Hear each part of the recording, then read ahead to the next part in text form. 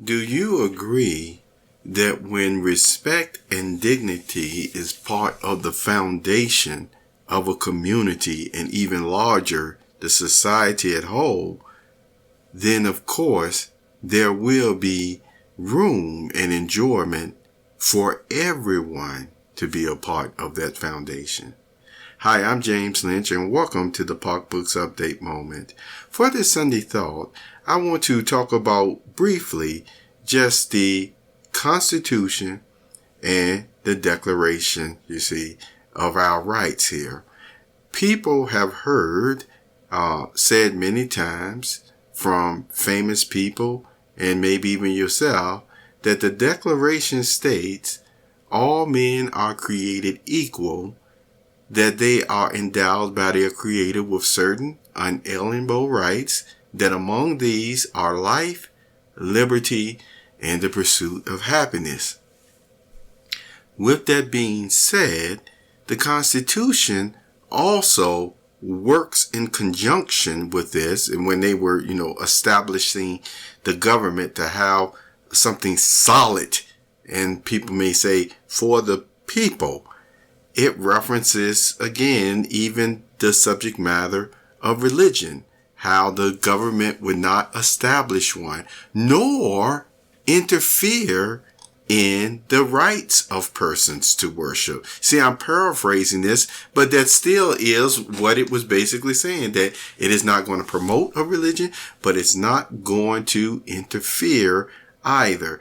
So, coming from the standpoint of elevated thoughts, persons often bring out how they call the founding fathers of the United States and North America were very smart, intelligent men, enlightened men. Yes, they were even known, many of them, to have what they would call esoteric knowledge. That's just the reality of it. But with all that knowledge that they have, people still respected them all the same, and they say the Constitution is a marvelous feat, a marvelous accomplishment on a genius level that has not been created since for any other country. In fact, they would say other countries learned from it and made sure they continue when they wanted to develop their rights for the people to enjoy a quality of life, and a government that would really keep the human heart in the way that they treat their people, you see. Now, with all that being said, let's focus in on elevated thoughts. Elevated thoughts. If persons respect the whole structure, the different branches of government and everything set up by these men, what about the references still towards our rights being given to us by God Himself? What about their respect for, hey, we are not going to promote a religion and we're not going to interfere either? See, those elevated thoughts were in reference to who? The divine one, as they would call it. I would say the true God Himself. And this is what it was in reference to, okay? How were they able to put some of these thoughts together? This is where I want to reference the good book, you see.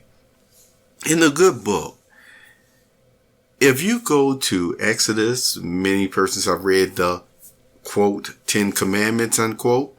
But then, if you turn over to the book of Leviticus, you will also see laid out the groundwork of what people had to do in a ritual or religion way of serving God. Now, the same way that the Constitution, or really the Declaration of our Rights, really referencing God in that way, you see, this is what the book of Leviticus actually did too. It referenced to God, what God thought, how He felt, and how the people were to be treated and governed. Yes, it was called also like a tutor or someone leading, the nation to Christ, helping them to understand that you see all of these things that we're doing. It shows us what the divine one, what the true God feels about matters, how he is even protecting us. And yes, when we make mistakes, you see, he even has a provision for that. Let's emphasize that a little bit more about the mistakes.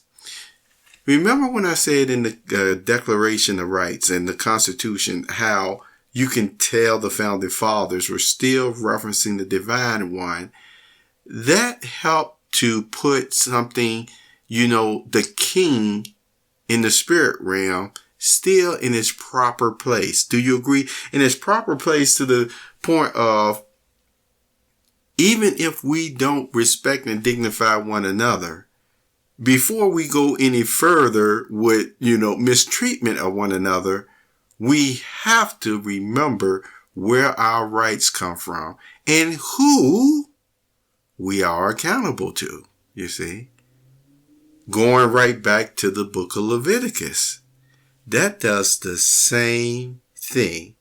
How do we know that? Well, if you turn to Leviticus chapter 4, notice this. I'll read the first couple of verses, but then I won't go into all the procedure of what was required when persons unintentionally sinned, because it's a lot to it. I encourage you to read the whole chapter, but I want you to see how God singled out everyone just to let them know, yes, you are still accountable to me. And notice what he referenced in this and how he started off.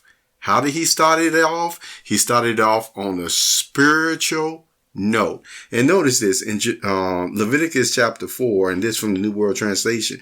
In verse 1, it says, Jehovah went on to say to Moses, tell the Israelites, if someone sins unintentionally by doing any of the things that Jehovah commanded should not be done. Okay? Now, that's what Jehovah told Moses. In verse 3, he starts off with, if the anointed priest sins. Then it gives the reference of what he had to do for the guilt offering, the preparation and everything for God to accept, you see, the sin that he did, to cover over, make forgiveness for it. But this was the process. Now, it was a lot to that process.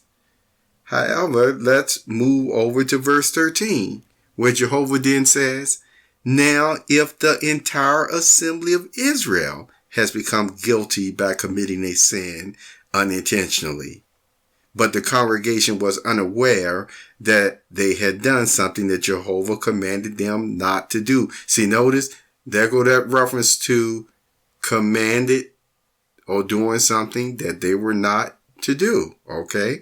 So they were sin, the whole assembly. And they had a process they had to go through as well. Now, in verse 14, okay, no, let's drop down to verse 22 of Leviticus chapter 4. It says, when a chieftain unintentionally sins by doing one or of all the things that Jehovah, his God, commands should not be done and has become guilty. Excuse me for the, the hiccup there. Here's the point. In verse 22, it says, when a chieftain unintentionally sins. In some translations, it actually says leader. Okay?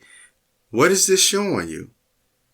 God is actually pointing out everyone, even in their different roles and positions. Some will even say the administrative, and others may say the government structure, so to speak, to make them aware that, hey, you're still accountable to me. All right. And then in verse 24, And no, let's drop down to verse 27. He says, if any one of the people of the land sins unintentionally and becomes guilty by doing one of the things that Jehovah commands should not be done. See, did you see it again? He was talking about unintentionally, but he also goes on to talk about,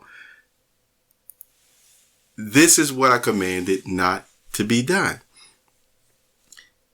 So we talked about the Constitution and the Declaration of Rights, which references the, pursuit of life, liberty, and happiness, And then that we have these rights given to us by God to even worship him, without interference. So what is this saying? Would you say that if someone did try to make a law against the your worship, and to keep you from worshiping God in the way that, of course, I say the good book outlines of, showing love, but also singing praises and preaching about his name, is that a law that any man can make that God would accept? Let me ask it again. If someone interferes with your right by God to worship him, even in, yes, a religion or ritual structure, is that, once again, a law that God would approve of?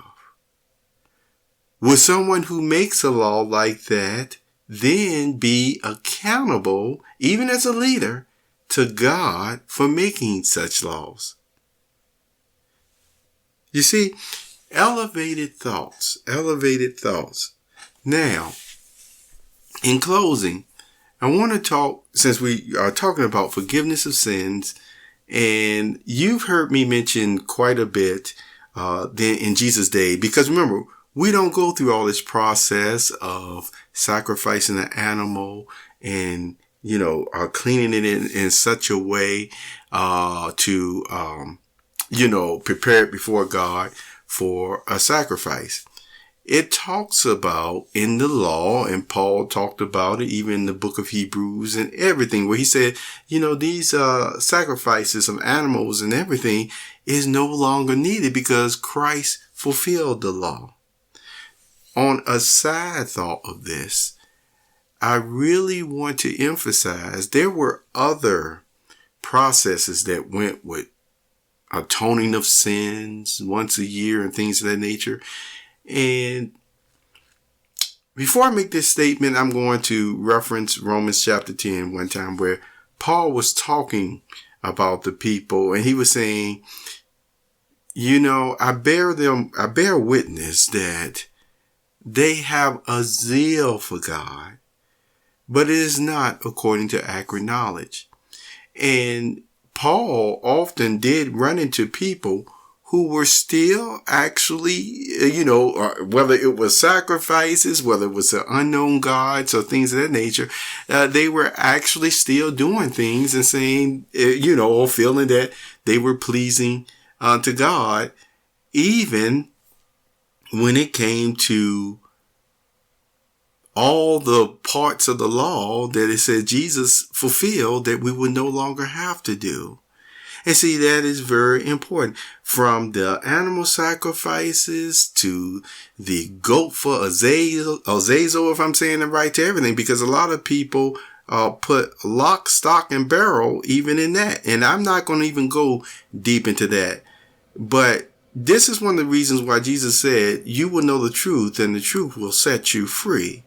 So if someone tries to lock you in something that is part of the Mosaic law or was done, then that would be actually a sin. It was even referenced one time, hey, if you're going to try and establish your righteousness through the law, then you better do every single one of all these commandments, which no imperfect man can do. You see, that's why we have Jesus' ransom sacrifice. So Jesus fulfilled that. That's just a side thought I just want to share on that. If you want some type of legal references from the way things are set up in the Old Testament or the Hebrew scriptures, and now to the New Testament where Jesus said, look, I fulfilled all that. You don't have to go get the animal and do this. You don't have to set yourself aside for that, you see. But again, that's for a deeper conversation later. But that's to give you hope, because for some, that is used against them. And so you will know the truth, and the truth will set you free. And Jesus just gave you something to give you hope, to know that for some who feel they're locked in certain contracts, it just isn't the case. All right. Now, moving more onward, I'll say about the elevated thoughts and about the forgiveness of sins. If you read Leviticus chapter 4, which again, I very much encourage, it still does go and show the mind of God and the seriousness all the same. Here it is. We have a wonderful quality of life that God has given us and prepares for us. And oftentimes it's the people, who may not, appreciate it fully, that sometimes causes many areas of the world to get out of whack. That's why I referenced, in verse 22 of Leviticus chapter 4 about chieftains if they sin unintentionally about something God has commanded. Yes, you see, does it matter whether they're claiming to be Christian or not? Who is the creator of the universe? You see, who is the creator of the earth? And so God has really made it clear, even in other books that persons have read, that whether the person acknowledged them or not, he eventually will once again, set things straight, put administrators in place the way that he wants to, that will actually be able to carry out his laws and commandments again with the empathy and the heart of flesh that he says, see? And of course, Jesus is the wonderful counselor. Now, with this again being emphasized, persons learn the importance when they study Leviticus and the seriousness of God that, I want to do the best I can, do things just right, no matter how I may be feeling about this situation or even that person. This is a provision of something that God has even given to this person. And so, if someone comes to me, requesting help in this way or that way, God outlined how I'm just using this as an example of you in one of those type of roles or whatever, and how I'm supposed to treat the person. I do not have the right or authority in some other way, and you've heard me say that, to treat somebody else otherwise than what God is stating. I'm saying again, it doesn't mean people don't get in arguments. That's not what I'm talking about. But see, this is a protection from, as what the scriptures have been brought out, holding grudges against, your brother or your sister or what have you. It's a protection because you realize God is serious about this. And he is serious about no matter who may have sinned, even, against us or what have you. What does he say in Romans? Again, he states, yield the place for the wrath. You see, where he said again, vengeance is his. He will repay. And that's if it's necessary, especially if the person is not repentant, then what's going to happen. God will take care of one way or the other. And something that can be a pretty sad situation, I got to tell you, is to again actually not yield, you see, the wrath to God and let him once again deal with the situation the way that he's going to deal with it, because we have went on maybe a vengeful, a spiteful, account of plotting and revenge. So think about this. If someone ever offends you, or, vice versa, or what have you, recently, and I've heard this said before, it almost makes me want to go into a totally different area of the mind and the mental makeup of people, and also the mistreatment, even, medications and stuff that are given to people at times that shouldn't have it. That's just a fact. Now, when that actually happens, see, it causes a totally different type of matrix setup that we're in today. Okay. Now, still, with that being said, the person, and keeping it in context, the person was still saying that no one has the right to say that, they didn't hurt them, you see. And, of course it goes for everybody. So I'm going to just still take it with the context that yes, two persons have had a disagreement, major disagreement, or what have you. And so one or both could even be hurt. However, still in that situation, do either one of them have the right to go on a vengeful or vendetta against another person? Imagine going against a vendetta on a person because someone called your name, or, well, like I said, it doesn't matter what it is, or robbery, whatever it is.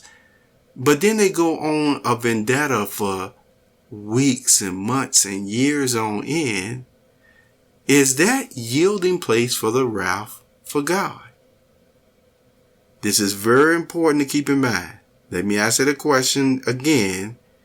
Is that yielding the wrath or place of wrath for God himself? Taking it off your responsibility to try to hurt that person, or to try to get that person to acknowledge that they hurt you or what have you. Why am I saying this? Because and I won't go into it on this one, maybe I'll do it next Sunday. But if a person takes that wrath that God said, look, yield it to me, and takes it upon them to go on a vendetta, then don't be surprised you have now even lost your, whether you wanted to call it, right, your expectation or what have you, to even have such an apology. Why? Because now you have put yourself in a situation where quite possibly you owe that person now an apology for going on such a vendetta against them in order to try to get an acknowledgement or something. It is really something to think about. So thank you for being here with these elevated thoughts on Sunday. You take care of yourself and have a wonderful, wonderful day.